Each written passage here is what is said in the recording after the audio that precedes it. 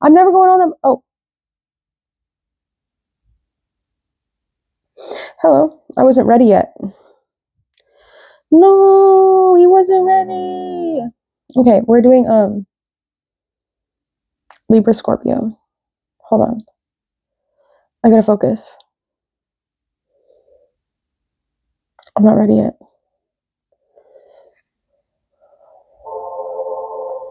We're going limitless focus. Okay. Welcome. How are you all doing? We are doing your readings right now. So this is going to be for sidereal Libra, tropical Scorpio, or you could be just a Libra. So here we're looking at Chitra, we're looking at Swati, and we are looking at Vishaka. Sun, moon, rising, but mostly rising, can be any of them. Also the nodes of the moon are very important to focus on, especially when dealing with the signs that have a nodal ruled nakshatra in them. Okay, so for those of you that don't know, my name is Madeline. This is my channel. We read tarot. We practice astrology.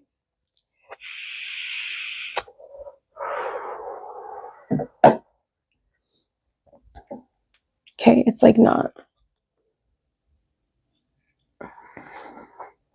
Whoa, focus right. Okay, let's just do this.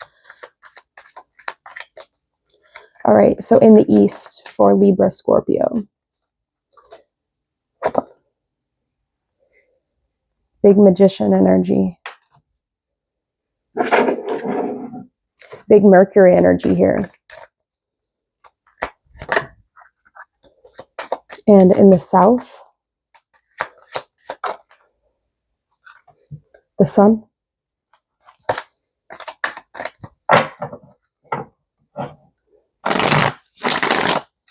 And in the west, the Five of Wands.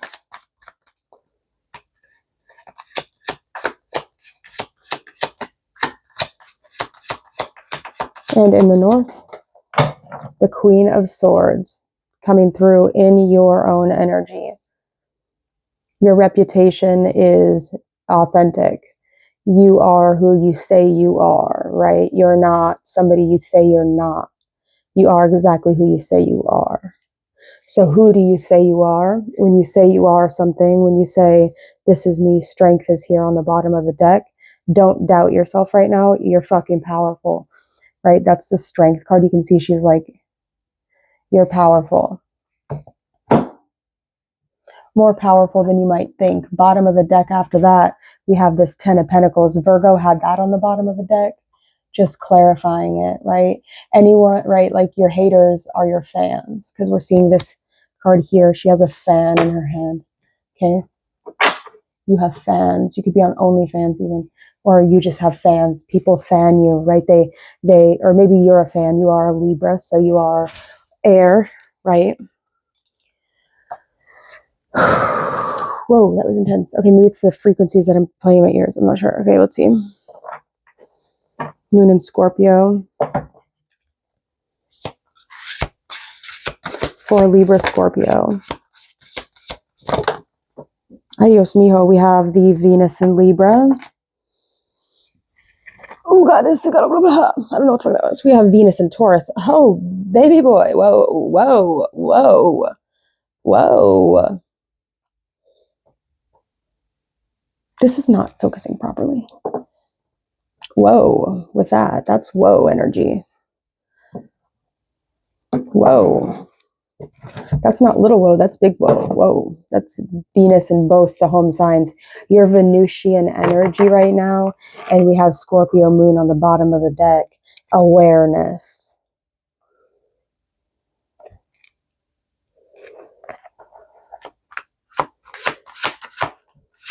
For Libra Scorpio, holy moly, that's craziness. We have Selene in Pisces, more Venusian energy. Pisces is where Venus exalts. Bottom of the deck, we have contemplation. Give me one more. Wow, you got a lot of Manara deck cards. We also have Sun and Capricorn leaving. All right, one moment. We have Selene and Aquarius, the purity of freedom. You have two of the crown chakra cards, Selene energy, which is like bright moon Lilith, right? So if Lilith is like the thing that makes us unattractive, you are bringing attraction to the parts of the divine feminine that are completely vulgar and disgusting. It's like you're resetting this Lilith energy and you're bringing light to it. It's like you're taking all of this Venusian power that you have, and you're turning the ugliest parts of the divine feminine into Selene, which is, I would assume, the opposite of Lilith, which is beauty. So even at your ugliest moments, you have this ability to, okay, we're going to get into that in a moment. Whoa, these frequencies are really intense. Okay, calm down. These are flowers, okay. Holy moly, cannoli, dude. I don't know why I'm saying cannoli so much. We have, what is this? Moon in Aquarius with truth. And Moon in Gemini with choice. Sun in Pisces, forgiveness. We're not reading all those. We have the cards we're doing here. Okay.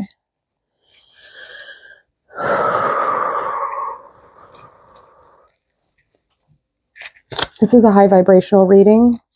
Let's start with the Magician.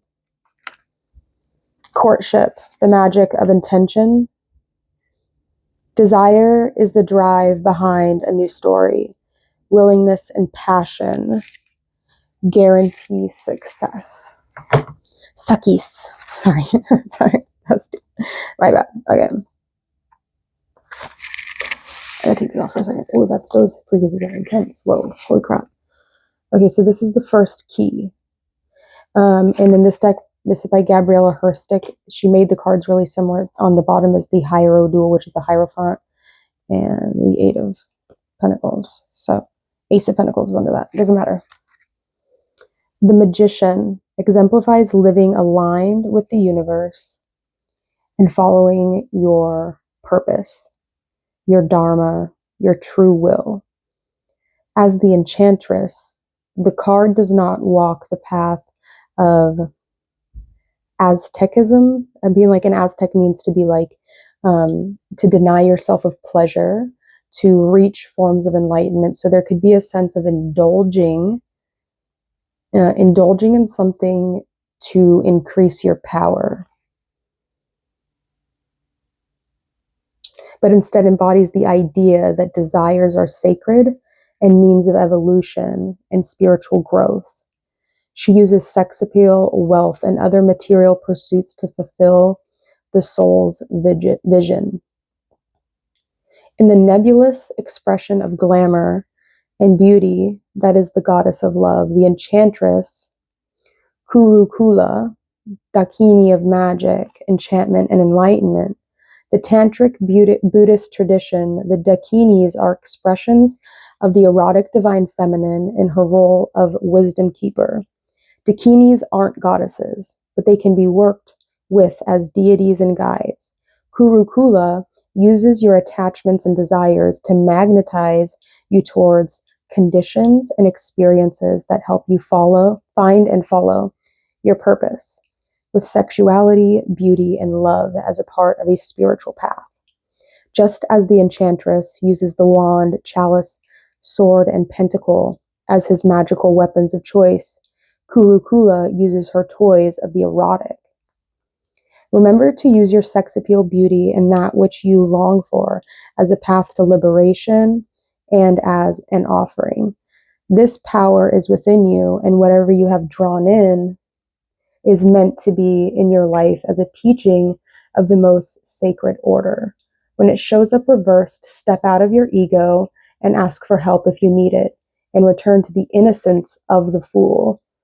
The affirmation is, my desire guides me toward magic, wisdom, and blessings of erotic abundance. I like how in this deck, she uses a K at the end of magic, which is so important when you're writing magic, right? There's a difference between magic with just a C And then there's a difference between magic with a K, because the symbol, the letter K, it's such a powerful letter, right? It's like it creates a barrier, okay? And then in math, you know, like the alligator mouth.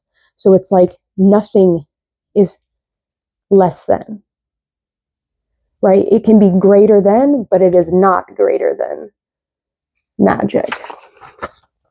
That's why the K is so important in the English literature or English alphabet. The affirmation is my desire guide. Oh, we already read that. The journal question is, what am I longing for in love and sex, and how can I see this as part of my spiritual practice? The ritual. Pick something that you desire or are attached to, wanting to be in a relationship or have sex, or believing beauty is superficial. Wait, what?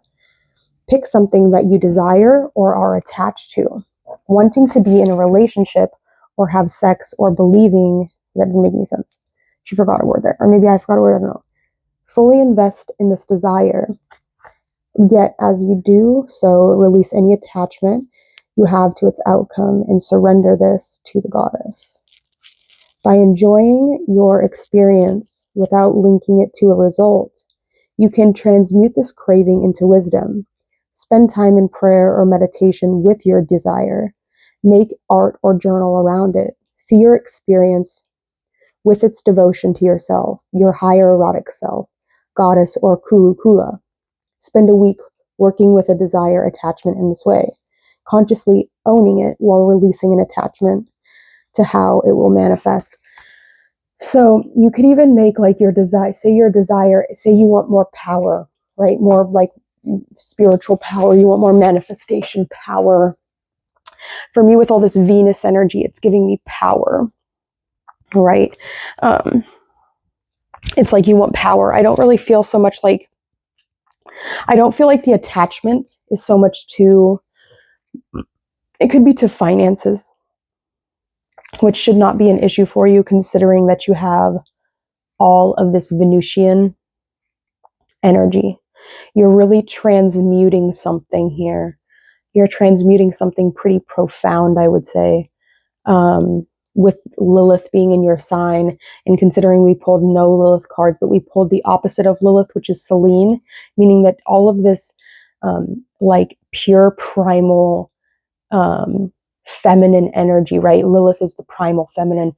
You're turning that primal feminine, which can sometimes be seen as abrasive or kind of seen as intense, and it can even, like, especially to the masculine, it can almost be unattractive. You're turning that primal feminine inward, right? And you're transmuting it into even more, instead of being an abrasive, like externally forceful feminine, you're turning it into the true divine feminine, which we have here as Libra in Venus and Taurus in Venus, which is both, right? And you're a Libra, and you can see here that she's much more subtle. There's a subtlety to it, right? The subtle seduction. Libra is very pure energy. It says the lightness of being. It's a heart chakra energy, meaning that you you go for the heart a little bit, right? It's subtlety. It's like what you can't have, you'll always want more of. But as soon as you get it, then you've already had it. So there's this energy of pulling back, withholding. It was saying to lean into your desires with the Magician card, but you almost have to manipulate the situation, pull it back, right? There's power in a subtle seduction with this lightness of being card, right? Never give everything of yourself, right? You always have to pull back, hold back, restrain yourself, right? Saturn is exalted in Libra. So we have this ability to, right, which means it delights in Libra. Saturn is the great malefic, meaning it's the great, people will see it kind of as bad, while Jupiter is more so like, oh yes, that's good. Like it's like the yes man. Saturn is the no man. Saturn is the no man. So maybe you need to work on saying no, withholding, restraining, holding yourself back, right? Not allowing yourself to do something. Even though you might want to do something, it's like the restrainment or the lack of doing something, pulling yourself back, withholding something.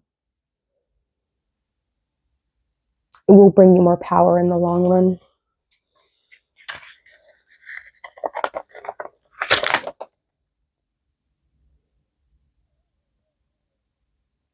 In your fourth house or in the south, which talks about the heart space, you have a heart of gold here because you have the sun card, which means that you have a heart of gold. When you have a heart of gold, it's very important to utilize that Saturnian energy. You have to protect that, right? When you have a heart of gold, meaning it's not for everybody, meaning that your heart is not for everybody. When you have a sun in the 10th house, that's a sun for everyone. When you have a sun in the 4th house, in the heart space, that's not for everybody. That's something that you need to keep protected. So I do like that you have this. Magician can also be very manipulative, especially using Mercury, which is your voice, right? They say spells, meaning like you're somebody that can manipulate situations with the words that you use or the words that you write, meaning that you can almost like, I'm seeing like a sentence being written and like the shape or like the energy as the words are being written, right? Like with the letters, the energy is moving through the letters and how is it transmuting through the letters in the sentence, right? And where is it ending up at the end of the sentence? And when you do that, it's almost like a flower in spring or the lightness of being. I like how both of these end in G. G is the Masonic symbol of Genesis, meaning creation. G is a very powerful letter, meaning like top G. You hear Andrew Tate say that a lot. Sorry, that got kind of out there. Whoa, fuck. Okay. The sun, fusion, fascination. The eye is the mirror of the soul and creates with the magic of thought. If partners suggest happy images to each other, the couple reaches a state of union and lasting splendor. So the sun in Libra, right? Libra is the sun. If you look at the constellation of Libra, they say it's Leo, but it's not. Libra, I believe Jesus was a Libra. If you look at the constellation of Libra and then you look at the Kabbalistic tree of life, you'll see that it is everything that the Kabbalistic tree of life is, minus Yesod, Malkuth. And then, so if you have a sun in the constellation of Libra, you are the essence of Tippereth, of the heart of beauty, right? Because that's what the sun represents, is beauty. It's also the point before the abyss, right? So anything past the abyss, it's really interesting because we have this sun card here, which would be me kind of being a representation of Yesod, meaning I'm being more reflective of what I'm seeing here. And then the Queen of Swords, which is your court card, is being pushed through that path of the High Priestess and going down into the abyss for rebirth, regeneration, right? And I am the one I'm Quran's and I can help you get through that placement. I also have the same birthday as Aleister Crowley. Let's read the next card. We're reading the sun. Sorry, I already read the sun in the last one. If you want me to read the sun in this book, you can go to the last reading I did. I just read it. I don't have time to read it right now because I actually have stuff I have to do after this. So the next card we have, and this is going to be for your 7th house. So we talk about relationships. We have the 5 of Wands, which is Saturn and Leo, right? So don't ever, like, you're Leo's 3rd house, and Leo thinks they're the sun, but they're really not. You are, right? You allow them to think that, right? Libra, okay, let's go. Sorry, I'm getting manipulative. The Magician card came out. I'm so sorry. Okay. We have watching, the magic of the jug and the 3 ribbons.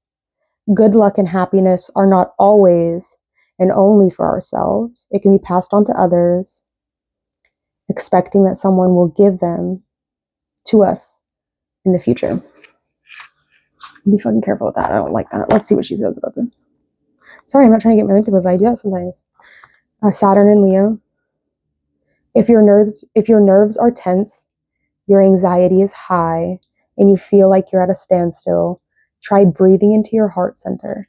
The fives are some of the toughest cards in the deck because they embody the firepower of Mars, and it is sometimes uncontrollable aggression. In the realm of the wands, this firepower becomes extra combustible. necessitating an inner sense of peace and centeredness to understand how to navigate the situation at hand. There is a battle raging, beloved. But that doesn't mean you need to succumb to violence or petty tactics. In lust and love, communication is key. Yes, you're fighting now, but for what? When the card is reversed, take a long-needed break from the conflict at hand.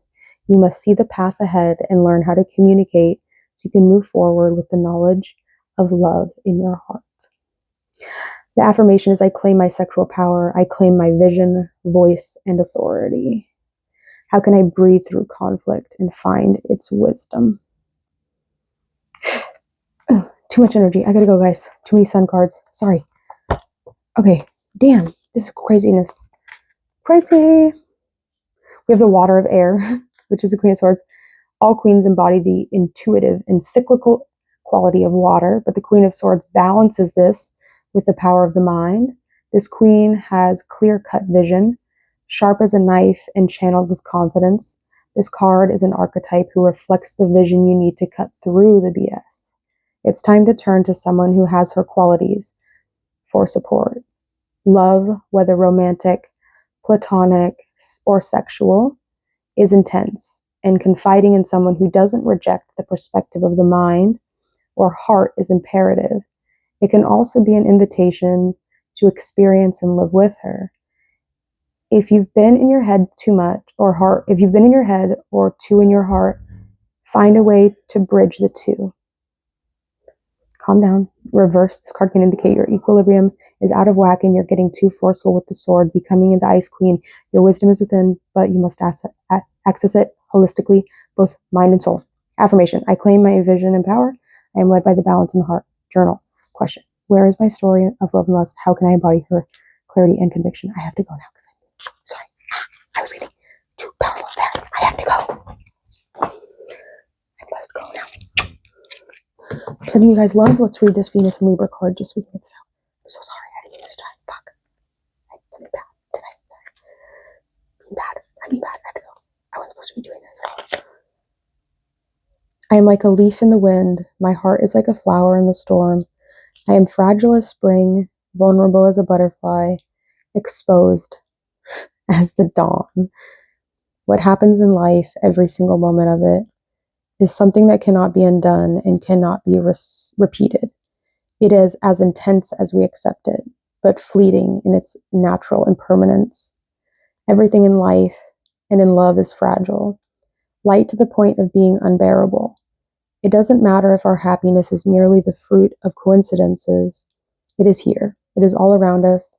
It can conquer us totally, even if it's destined to go away. Living in the present is the only true freedom, a sublime, detached, perfection, perfect ion. Oh, I love that so much for you, Libra. Thank you so much for being here. I hope to see you guys again at the next reading. Don't be a bitch. I have to go now. Bye-bye. Fuck, that was intense, dude.